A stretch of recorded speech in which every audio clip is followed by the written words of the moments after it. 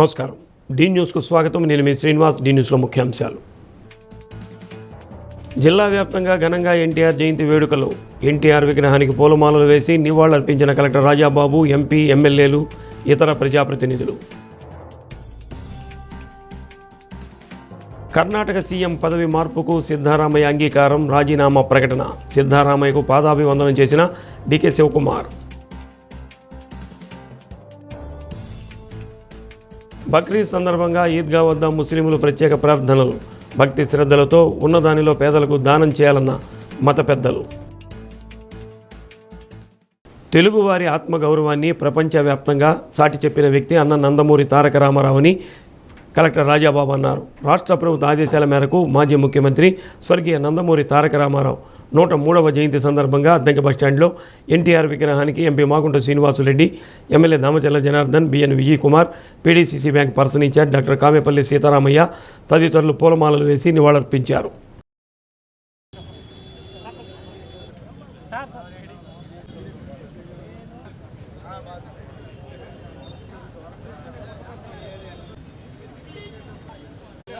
సినీ రంగంలోనే కాకుండా రాజకీయ రంగంలో కూడా తనకంటూ ఒక ప్రత్యేకతను చాటుకున్న వ్యక్తి ఎన్టీ రామారావుని కొనియాడారు.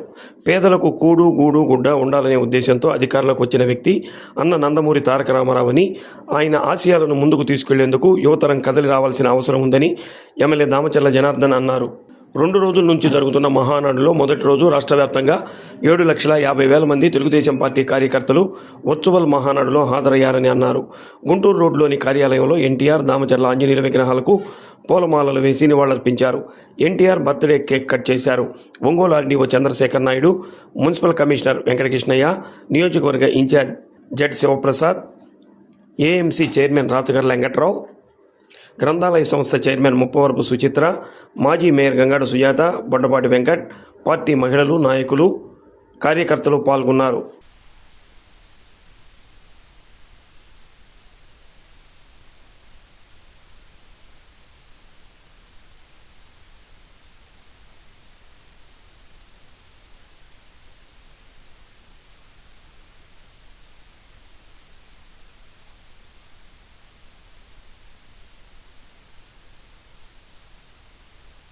తెలుగుదేశం పార్టీ వ్యవస్థాపకులు, మాజీ ముఖ్యమంత్రి వర్యులు నందమూరి తారక రామారావు గారి 103వ జయంతి సందర్భంగా ఈరోజు అన్ని ప్రాంతాల్లో కూడా, రాష్ట్రం అంతా కూడా తెలుగుదేశం పార్టీ కుటుంబ సభ్యులందరూ కూడా ఈరోజు ఒక పండగ వాతావరణం చేసుకోవడం జరుగుతూ ఉంది.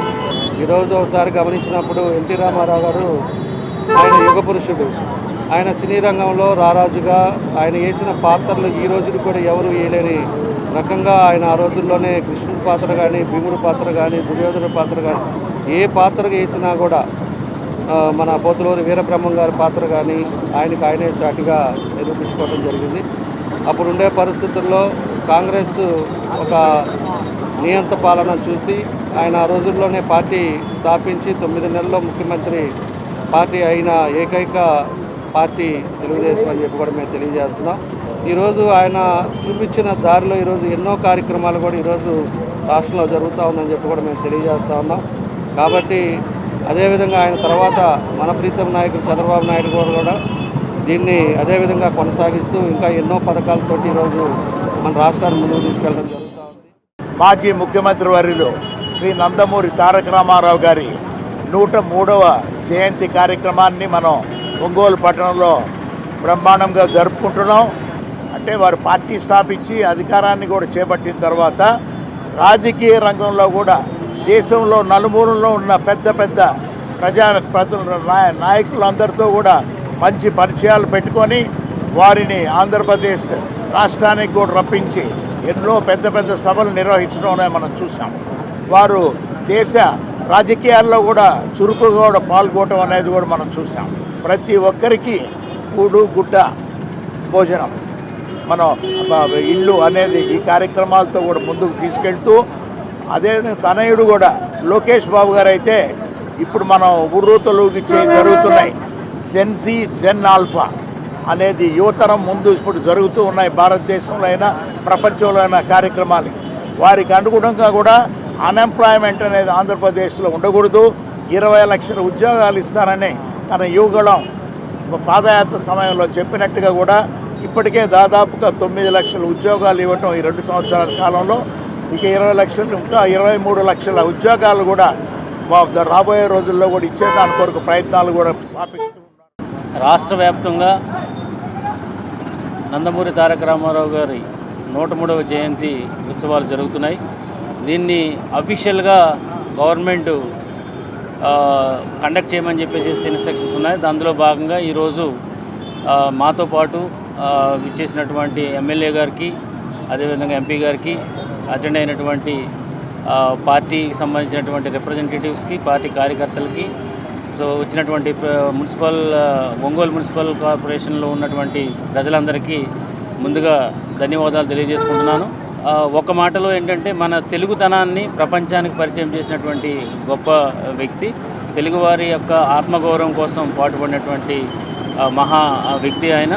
సో వారి జన్మదిన వేడుకల్ని రాష్ట్ర వ్యాప్తంగా, అదేవిధంగా మన జిల్లాలోనూ కూడా ఇప్పుడు అఫీషియల్గా జరుపుకోవడం అనేది సంతోషమని తెలియజేస్తూ, కర్ణాటక సీఎంగా డీకే శివకుమార్ను అధిష్టానం ఎంపిక చేసినట్లుగా కాంగ్రెస్ వర్గాలు ధృవీకరించాయి. కొన్ని నెలలుగా ఉత్కంఠంగా మారిన కర్ణాటక రాజకీయాలు తొలుత ససేమిరా అన్న సీఎం సిద్ధరామయ్య పదవి నుంచి తప్పుకోనున్నట్లు ప్రకటించారు.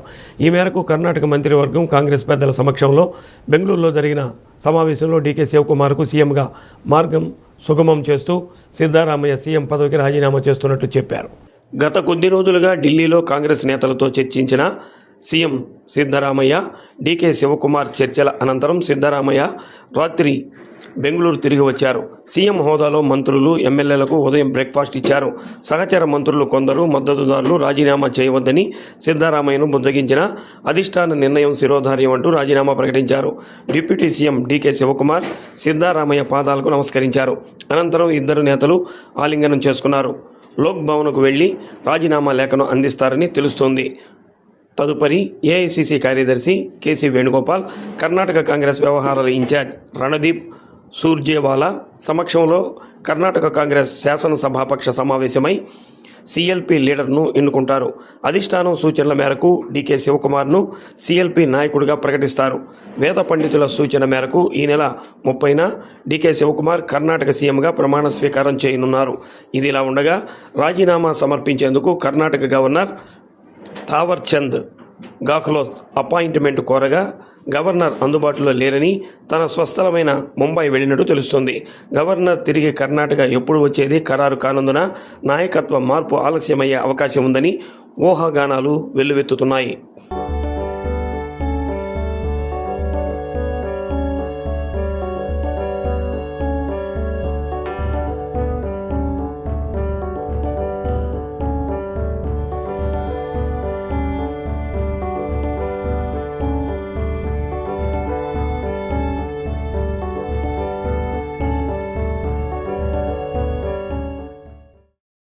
తెలుగు రాష్ట్రాల్లో ప్రతిరోజు ప్రసార మాధ్యమాల్లో ట్రావెల్ బస్సు ప్రమాదాల మరణ మృదంగం సుప్రభాతం వినపడుతూనే ఉంది. తాజాగా నెల్లూరు జిల్లా చింతారెడ్డిపాలెం క్రాస్ రోడ్డు వద్ద టూరిస్టు ట్రావెల్ బస్సు బోల్తాపడి 20 మంది గాయపడ్డారు. వారిలో 6 మంది తీవ్రంగా గాయపడినట్లు తెలుస్తోంది. ప్రాథమిక సమాచారం ఆధారంగా ఏలూరు జిల్లా పెదపాడు మండలం గుడిపాడుకు చెందిన 51 మంది ప్రైవేట్ ట్రావెల్స్ బస్సులో తమిళనాడు వేళాంగి పట్టణంలో చర్చికి వెళుతుండగా తెల్లవారుజామున 4 నుంచి 5 గంటల మధ్యలో జాతీయ రహదారిపై చింతారెడ్డిపాలెం వద్ద సింహపురి హాస్పిటల్ జంక్షన్లో రోడ్డు మధ్య ఉన్న ఫెన్సింగ్ను ఢీకొని 2 పల్టీలు కొట్టింది. డ్రైవర్ నిద్రమత్తే కారణమని భావిస్తున్నారు. అయితే ఈ ప్రమాదంలో ప్రాణ నష్టం లేకపోవడంతో ఊపిరి పీల్చుకున్నారు. స్వల్పంగా గాయపడిన వారిని ప్రభుత్వ ఆసుపత్రికి తరలించగా తీవ్రంగా గాయపడిన వారికి సమీపంలో ప్రైవేట్ ఆసుపత్రిలో చికిత్స అందిస్తున్నారు. ఏపీ 26 EC 9610 నెంబర్తో ప్రైవేట్ ట్రావెల్ బస్ రిజిస్టర్ అయి ఉంది. సమాచారం అందుకున్న పోలీసులు ఘటనా స్థలానికి చేరుకుని సహాయక చర్యలు చేపట్టారు.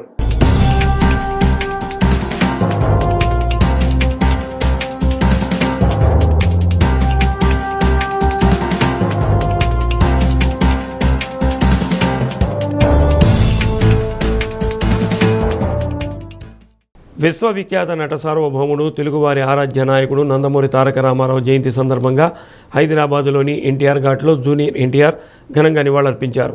తెలుగు జాతి ఉన్నంతకాలం ఎన్టీఆర్ అనే 3 అక్షరాలు చిరస్థాయిగా నిలబడి ఉంటాయని అన్నారు. పలువురు నందమూరి అభిమానులు కార్యక్రమంలో భాగస్వాములయ్యారు.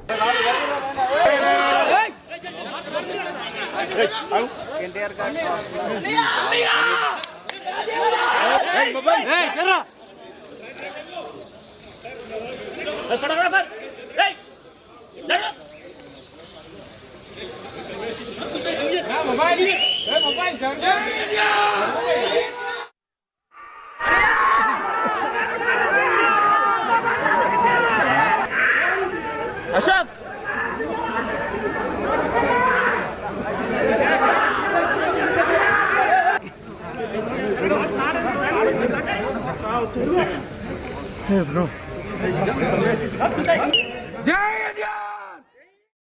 బక్రీద్ పండుగను ముస్లిం సోదరులు ఎంతో భక్తి శ్రద్ధలతో జరుపుకున్నారు.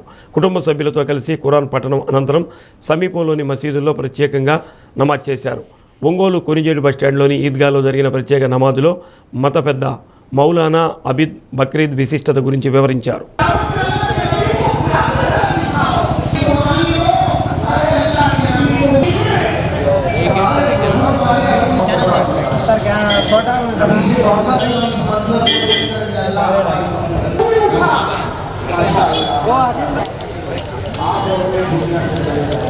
ప్రతి ఒక్కరూ భక్తి శ్రద్ధలతో తమ వద్ద ఉన్న దానిలో కొంత పేదలకు దానం చేస్తుండాలని చెప్పారు.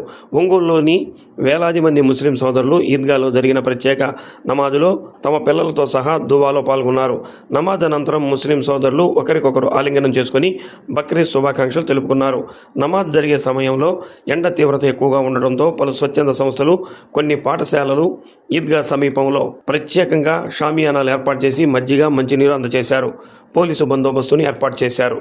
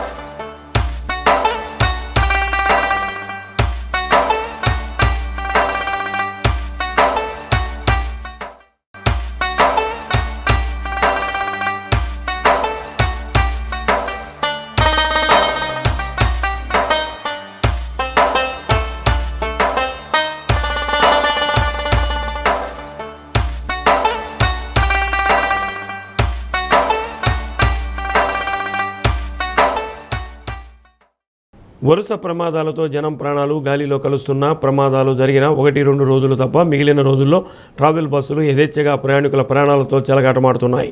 తాజాగా మహబూబ్ నగర్ జిల్లా జాతీయ రహదారి జడ్చర్ల వద్ద 2 ప్రైవేటు బస్సులు ఢీకొని 14 మంది తీవ్రంగా గాయపడగా ఒకరు మృతి చెందారు. మృతుడు తిరుపతికి చెందిన అశోక్ రెడ్డిగా గుర్తించారు. హైదరాబాదు నుండి ట్రావెల్ బస్సులో మృతుడు అశోక్ రెడ్డి ప్రయాణిస్తున్నట్లు తెలుస్తుంది. ఘటనా స్థలికి చేరుకున్న పోలీసులు కేసు నమోదు చేసి దర్యాప్తు చేస్తున్నారు. 2 ప్రైవేట్ ట్రావెల్స్ బస్సులకు సంబంధించిన అన్ని అనుమతుల పత్రాలు, డ్రైవర్ల లైసెన్సులు, ఆరోగ్య పరిస్థితి పరిశీలించి ప్రమాదాలకు గల కారణాలను వివరిస్తామని తెలంగాణ పోలీసులు తెలిపారు.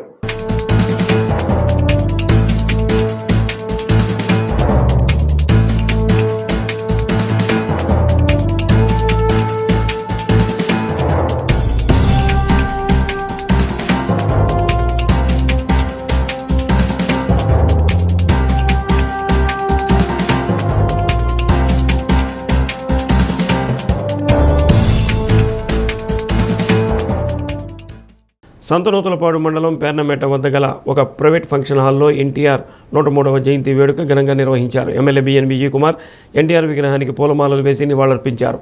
క్లస్టర్ 6లోని టీడీపీ నాయకులు, కార్యకర్తలు, మహిళలు పెద్ద ఎత్తున పాల్గొన్నారు.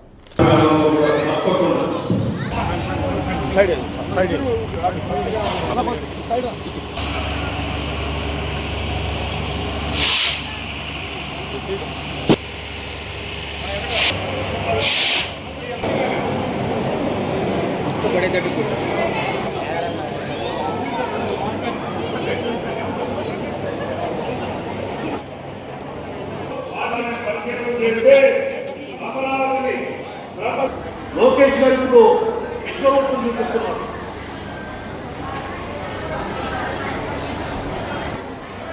మత్స్య పూర్వ వరాహ నరసింహ వామన అవుతారు, 5వ అవుతారు, అంతే ఉంటాడు.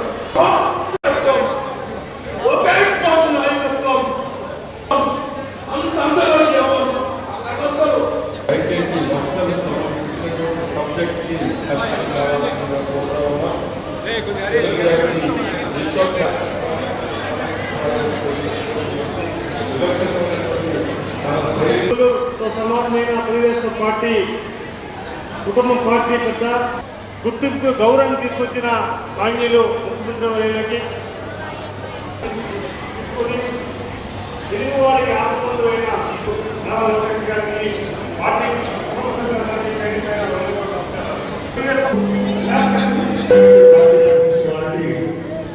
సల్మాన్ తిరుపతి గారికి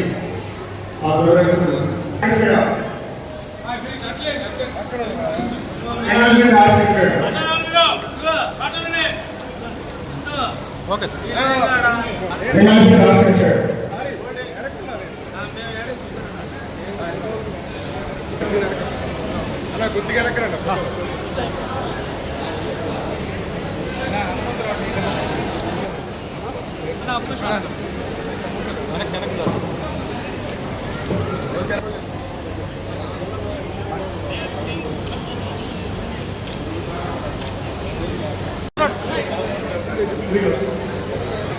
కూడా పార్టీ కోసం సదా తెలుగు ఇక్కడికి మన రాష్ట్రానికి తీసుకొచ్చిన శక్తివంతమైన నాయకుడు మనకి పార్టీ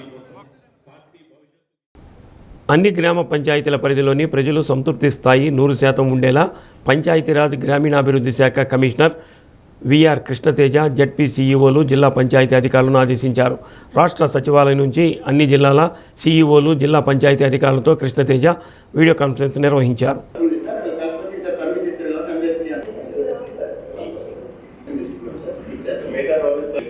గ్రామాలలో ప్రత్యేక శానిటేషన్ కార్యక్రమం నిర్వహించాలని అన్నారు. IVRS కాల్స్ గురించి ప్రజలకు విస్తృతంగా అవగాహన కల్పించాలని అన్నారు.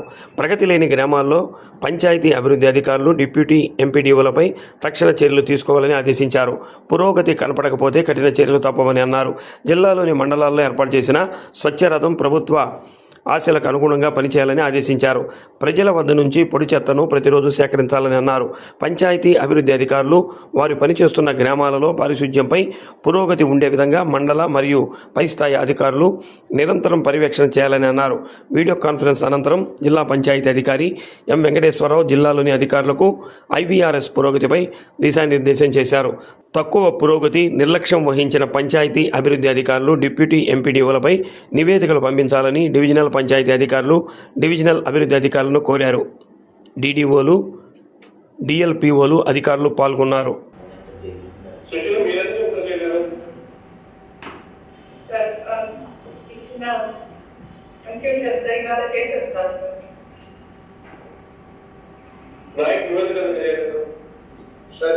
సార్ ఎంత చేస్తాం సార్ మా లేటెస్ట్ పేపర్ గౌరవ కమిషనర్ పంచాయతీరాజ్ వారి యొక్క ఆదేశాల మేరకు ఈరోజు జిల్లాలో పంచాయతీ సర్వీసెస్ శానిటేషన్ సంబంధించి ప్రజల్లో సంతృప్తి శాతం పెరగాలి. పంచాయతీ సర్వీసెస్లో మన జిల్లా ఇప్పుడు 70%, 40% నుంచి 70%కి వచ్చింది. గౌరవ కలెక్టర్ గారు, కమిషనర్ గారి ఆదేశాల మేరకు అన్ని గ్రామాల్లో కూడా ప్రతి ఇంటి నుండి చెత్త సేకరణ నిత్యము చేయటం జరుగుతూ ఉంది. వారానికి కనీసం 2 సార్లైనా వారి ఇంటి నుండి చెత్త సేకరణ జరిగేటట్లు panchayat development officers, deputy MDOs, MDOs ఆధ్వర్యంలో పంచాయతీలో చెత్త సేకరించి తడి చెత్త, పొడి చెత్త, తడి చెత్తని SWP షెడ్స్ పంపించి వానపాముల ఎరువులు, నాడప్ పిట్స్, వర్మీ పిట్స్ ద్వారా వానపాముల ఎరువులు తయారు చేస్తున్నాం. అదేవిధంగా పొడి చెత్త సంబంధించి గ్రామస్తులు వారికి ఉన్నటువంటి బ్యాగ్ ఏదైతే బిన్ అండ్ బ్యాగ్ సిస్టమ్ ద్వారా బ్యాగ్లో పొడి చెత్త ఏదైతే ఉందో ఆ పొడి చెత్తని సేకరించుకొని జాగ్రత్తగా దాచిపెట్టుకుంటే 10 నెలలకు ఒకసారి వారి ఇంటికి స్వచ్ఛరథం వస్తుంది. స్వచ్ఛరథం ద్వారా వస్తు మార్పిడి విధానం ద్వారా వారికి కావాల్సిన వస్తువులు ఇచ్చే కార్యక్రమం జరుగుతుంది. అన్ని గ్రామాల్లో 56 మండలాల్లో ప్రకాశం జిల్లాలో 56 మండలాలు, ప్రజెంట్ 27 మండలాలు, ప్రకాశం జిల్లాలో ఉన్నటువంటి 27 మండలాల్లో స్వచ్ఛరథం కార్యక్రమం అన్ని మండలానికి కూడా ప్రతి గ్రామానికి కూడా వెళ్తుంది. ప్రజలందరూ కూడా ఇటువంటి సేవలు ఉపయోగించుకొని మన యొక్క జిల్లాలో ఈ యొక్క తడి చెత్త, పొడి చెత్త సంబంధించినటువంటి ప్రజల్లో సంతృప్తి శాతం పెంచే విధంగా సర్వీసెస్, పంచాయతీ సర్వీసెస్, అదేవిధంగా త్రాగునీటి సరఫరా సంబంధించి గ్రామ పంచాయతీ ప్రధానమైన విధుల్లో సురక్షితమైన మంచినీటి సరఫరా చేయాల్సిన బాధ్యత ఉంది. దీనికి సంబంధించి కూడా మనం సురక్షిత మంచినీటి సరఫరా చేసే బాధ్యత గ్రామ పంచాయతీల పైన పంచాయతీ స్పెషల్ ఆఫీసర్స్, అదేవిధంగా మన పంచాయతీ డెవలప్మెంట్ ఆఫీసర్ మీద ఉంది. దీనికి కూడా మనం ప్రత్యేకమైనటువంటి చర్యలు చేపడుతున్నాం.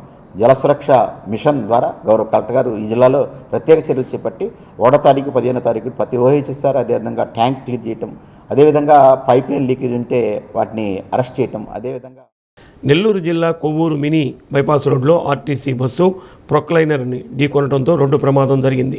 ఈ ప్రమాదంలో పలువురు గాయపడగా సమీపంలోని ఆసుపత్రికి తరలించారు.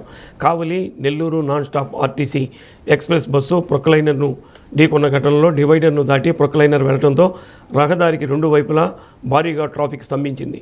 ఘటనా స్థలికి చేరుకున్న పోలీసులు సహాయక చర్యలు చేపట్టి ప్రమాదానికి గురైన వాహనాలను తొలగించి ట్రాఫిక్ను క్రమబద్ధీకరించారు.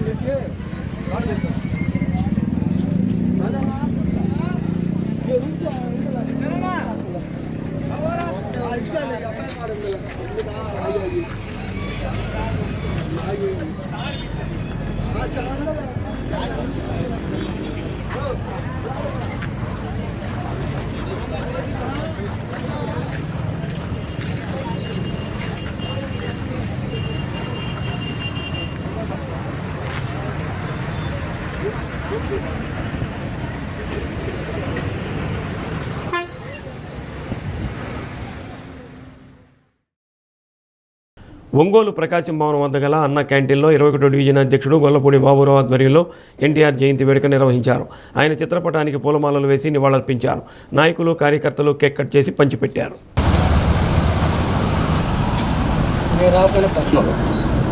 పేద ప్రజల కోసం అనేక సంక్షేమ పథకాలు ప్రవేశపెట్టిన మహోన్నత వ్యక్తి ఎన్టీఆర్ అని నాయకులు కొనియాడారు. సినీ రంగంతో పాటు రాజకీయ రంగంలో ప్రజల హృదయాల్లో ఎన్టీఆర్ నిలిచారని అన్నారు. టీడీపీ ప్రధాన కార్యదర్శి కోటారి నాగేశ్వరరావు, డివిజన్ కన్వీనర్ కోటపాటి కాశీరావు, యనమల సురేష్, పొన్నర్సు మురళి, బొర్రా చంద్రశేఖర్, సునీల్ కుమార్, హనుమంతరావు, గుంజి నరసింహారావు, పార్వతి, జూటూరి శివసాయి, నారాయణ, శ్రీను, షేక్ ఇస్మాయిల్, ఆస్మా, రంగారావు, శ్రీను, వెంకటేశ్వర్లు, అన్న క్యాంటీన్ సిబ్బంది పాల్గొన్నారు.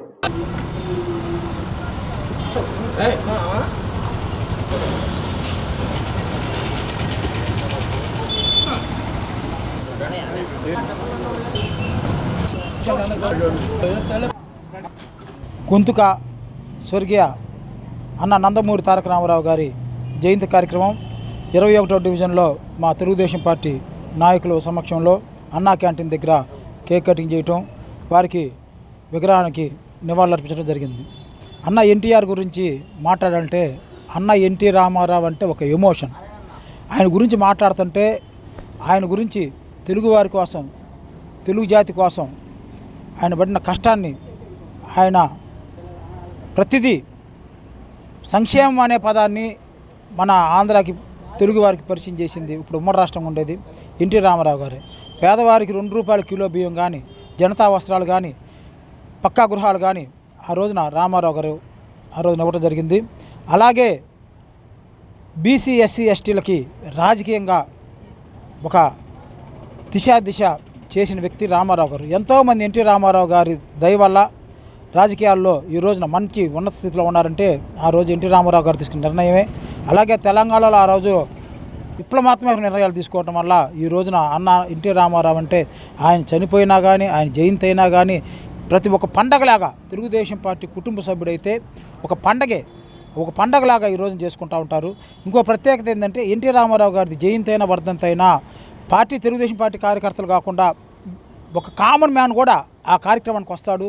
రామారావు గారి దగ్గరికి వచ్చి ఆయన నివాళులు అర్పించి అక్కడ ఏదైనా కార్యక్రమం జరిగితే దాంట్లో పాల్గొంటారు. అంటే ఎన్టీ రామారావు అంటే ఒక ఎమోషన్ అనేదానికి ఇంతకన్నా మించింది. జననం మాత్రమే ఉండి మరణం లేని మహోన్నతమైన వ్యక్తి. పుట్టుకతోటే చిన్న సాధారణమైన కుటుంబంలో పుట్టిన అతనికి ఉన్నటువంటి ఆ పెద్ద ఆయనకున్నటువంటి నటనా చాతుర్యంతో ఆంధ్రప్రదేశ్ ప్రజల గుండెల్లో, ఉమ్మడి ఆంధ్రప్రదేశ్ ప్రజల గుండెల్లో నటుడిగానే కాకుండా జనాలకి కూడా, ప్రజలకు కూడా, బడుగు బలహీన వర్గాల కోసం, మహిళల కోసం ఏ ప్రభుత్వాలు గతంలో తీసుకున్నటువంటి నిర్ణయాలను తీసుకొని విలేకరులు అడిగితే మీరు ఫ్యూడలిస్టా కమ్యూనిస్టా అని అడిగితే నేను ఫ్యూడలిస్టు కాదు, కమ్యూనిస్టు కాదు, నేను స్వయంగా హ్యూమనిస్టును, సాధారణమైన మానవతావాదిని అని చెప్పి అది చేతలలో చూపించినటువంటి మహోన్నతమైన వ్యక్తి. మహిళల కోసం యూనివర్సిటీ కానీ, వాళ్ళకి ఆస్తిలో సమాన హక్కు కానీ, రైతుల కోసం హార్స్ పవర్ 50 రూపాయల కరెంట్ ఇవ్వడం కానీ, కట్టుకోవడానికి జనతా వస్త్రాలు ఇవ్వడం కానీ, 2 రూపాయల కిలో బియ్యం ఇవ్వడం కానీ, మా ఎన్టీఆర్ హెల్త్ యూనివర్సిటీ అని భారతదేశ చరిత్రలోనే మొట్టమొదటిసారిగా హెల్త్ డిపార్ట్మెంట్కి యూనివర్సిటీ పెట్టిన మహోన్నతమైన వ్యక్తి ఎన్టీ రామారావు గారు. ఇన్ని కార్యక్రమాలు చేసి చనిపోయినప్పటికీ ఇప్పటికి కూడా ప్రజల హృదయాల్లో చిరస్థాయిగా నిలిచిపోయినటువంటి మహనీయుడు నందమూరి తారక రామారావు గారికి హృదయపూర్వకంగా ఆయన పైలోకంలో ఉన్న పాఠశాలలు తెరిచేలోపే విద్యార్థులకు పాఠ్యపుస్తకాలు అందించాలన్నది ప్రభుత్వ లక్ష్యం. అందుకు అనుగుణంగా ఒంగోలులోని గోడౌన్ నుంచి ఇప్పటి వరకు 11 లక్షల పాఠ్యపుస్తకాలను మండలాలకు తరలించారు. నెలాఖరుకల్లా మిగిలిన పాఠ్యపుస్తకాలను తరలించేందుకు విద్యాశాఖ చర్యలు తీసుకుంది. జిల్లా గోడౌన్ నుంచి 3 ఆర్టీసీ బస్సుల ద్వారా రోజుకు 60,000 పాఠ్యపుస్తకాలను ఉమ్మడి ప్రకాశం జిల్లాలోని 56 మండలాలకు తరలిస్తున్నారు.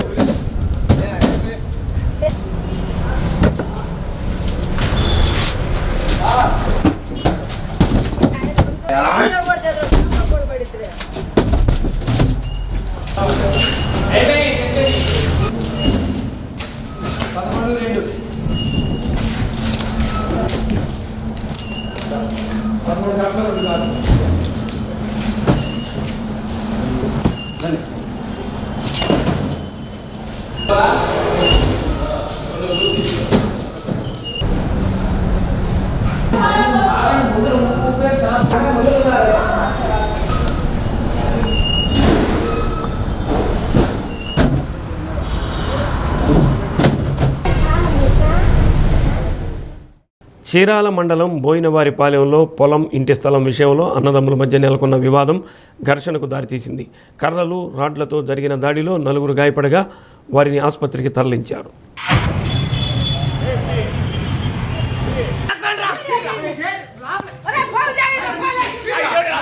బోయినవారిపాలెంకు చెందిన అన్నెబోయిన నాగేశ్వరరావు కుటుంబ సభ్యులతో కలిసి జంగిలి సుబ్బారావు ఇంటి వద్ద ఉండగా తమ్ముడు శ్రీనివాసరావు, అతని కుమారుడు కిషోర్తో పాటు మరికొందరు అక్కడికి చేరుకుని కొంతకాలంగా కొనసాగుతున్న వివాదం మాటలు పెరిగి ఘర్షణ పడ్డారు.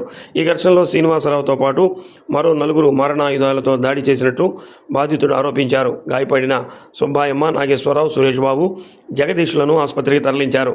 అందిన ఫిర్యాదు మేరకు పోలీసులు కేసు నమోదు చేసి దర్యాప్తు చేపట్టారు.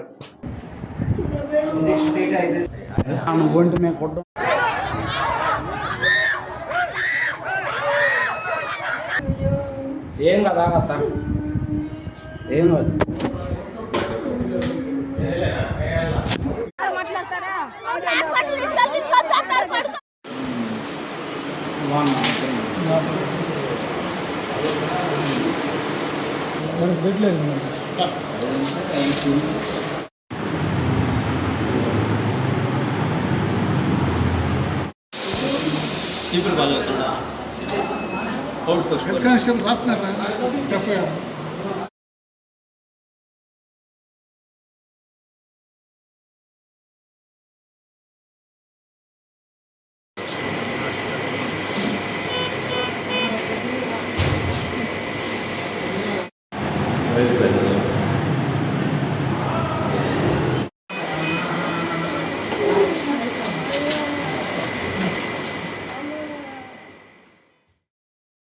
మేము మా మామయ్య గారు ఇద్దరు కూర్చొని మాట్లాడుకుంటాం అన్నా సార్. వచ్చి బళ్ళు తిప్పుకొని వచ్చారు. ఎవరో వచ్చారో మాట్లాడదాం అనే లోపు బోయిన మోహన్ కృష్ణ, బోయిన కిషోర్ గ్రూప్ 2 వచ్చారు సార్. రీసెంట్గా నేను ట్రైనింగ్లో ఉన్నాను, ఆకులు పీకలేడు అని చెప్పేసి రాడ్లు ఉన్నాయి సార్. రాడ్లు కర్రలు తీసుకొని కొడతా ఉంటే నేను నడుచుకుంటా బయటికి వెళ్ళి నేను మా నాన్నని తీసుకొచ్చేలోపు మా అమ్మగారు బయటకు వచ్చారు సార్.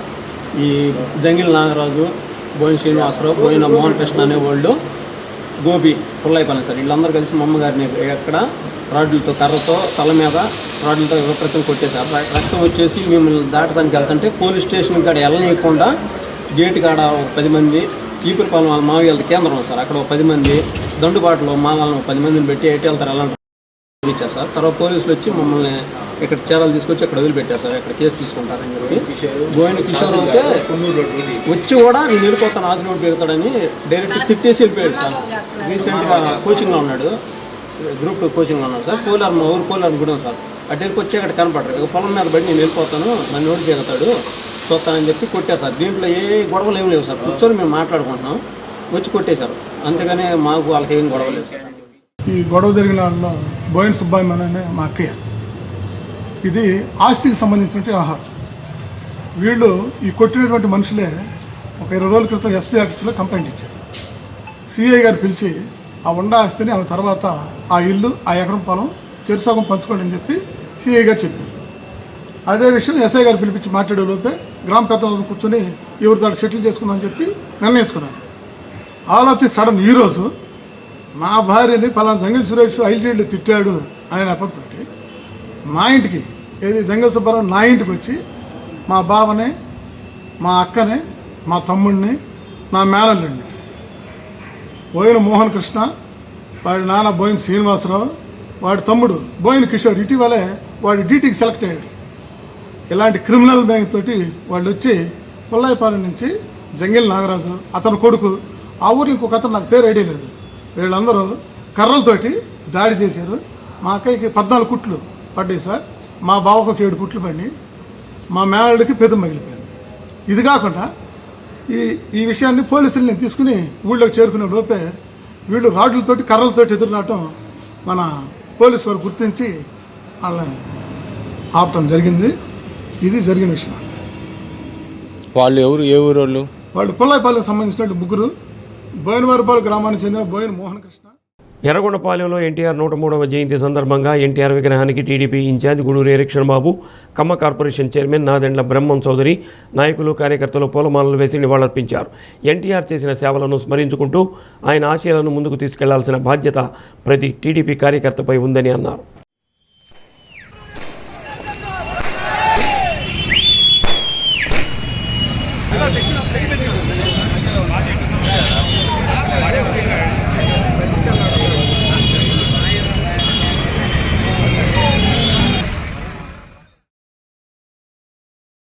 పార్టీ కార్యాలయంలో నిర్వహించిన మహానాడు 2వ కార్యక్రమంలో టీడీపీ శ్రేణులు ఉత్సాహంగా పాల్గొన్నారు.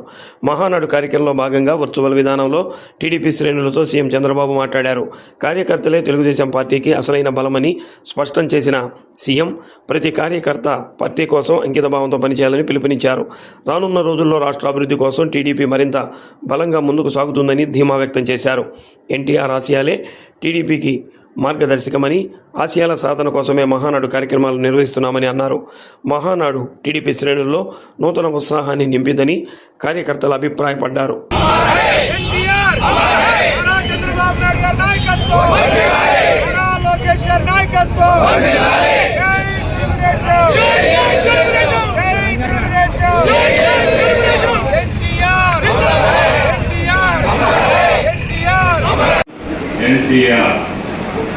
అందుకే ఎన్టీఆర్ పేరు తలుచుకుంటే చాలు నరాల్లో ఉత్తీర్ణం వస్తుంది.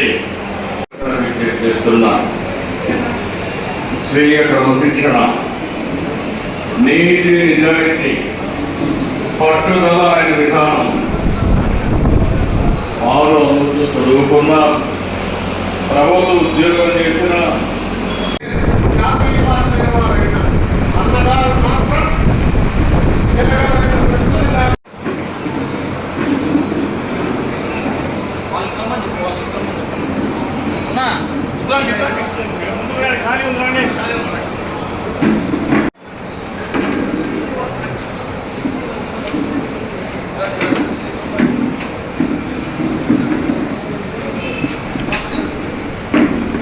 అందరికీ నమస్కారం.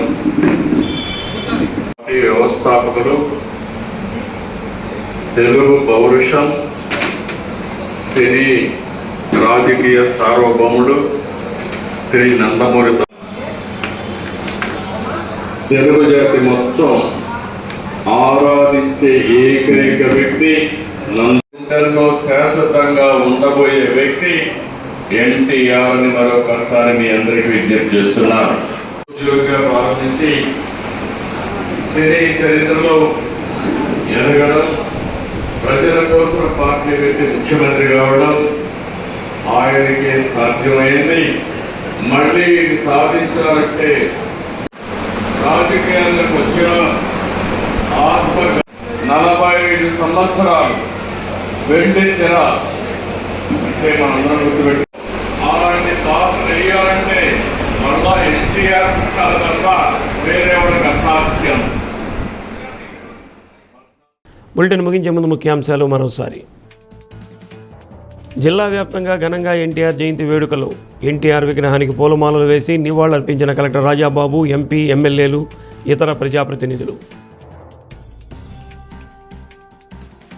కర్ణాటక సీఎం పదవి మార్పుకు సిద్ధరామయ్య అంగీకారం, రాజీనామా ప్రకటన. సిద్ధరామయ్యకు పాదాభివందనం చేసిన డికే శివకుమార్. బక్రీద్ సందర్భంగా ఈద్గా వద్ద ముస్లింలు ప్రత్యేక ప్రార్థనలు. భక్తి శ్రద్ధలతో ఉన్నదానిలో పేదలకు దానం చేయాలన్న మత పెద్దలు. డి న్యూస్లో నేటి మాట. అన్ని భయాలు పిరికితనం కాదు, కొన్ని భయాల వెనుక బాధ్యతలు ముడిపడి ఉంటాయి.